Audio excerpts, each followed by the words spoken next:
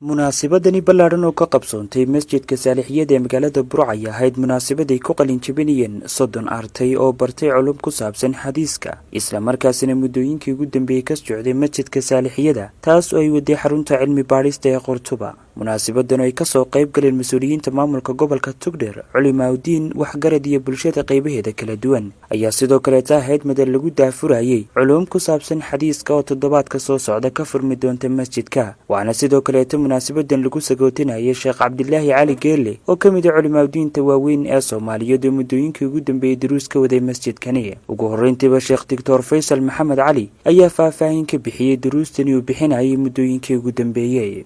runtii xafladan hadafka ugu weyn ee laga leeyahay waa dhiirigelin. zaman baynu joognaa cilmiga shareecada barashadiisa aad moodo in tullaabtii ay ka sii jeedaan oo ay iyagoo u baahan cilmigii shareecada haddana shaydaanku meel ku xidhay oo laga yaabo Facebook inuu ku jiro saacado aad u badan darsi 40 daqiiqo soconaya ama saacadna ay culays ku noqdo.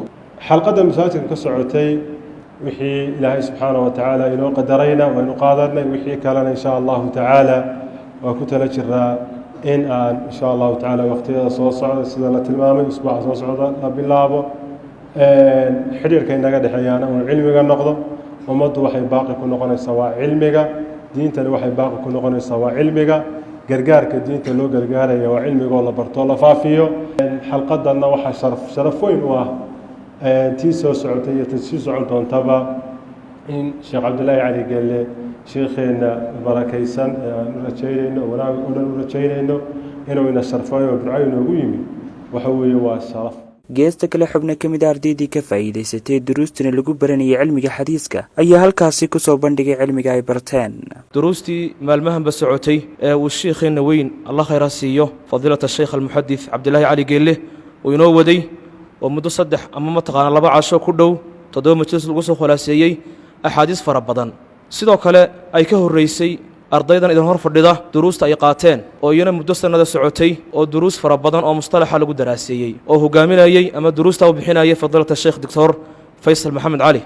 أنشدنا قراءة عليه لا سمعت لكن بعضهم قد حللا ومطلق التحديث والإخبار منعه أحمد ذو المقدار.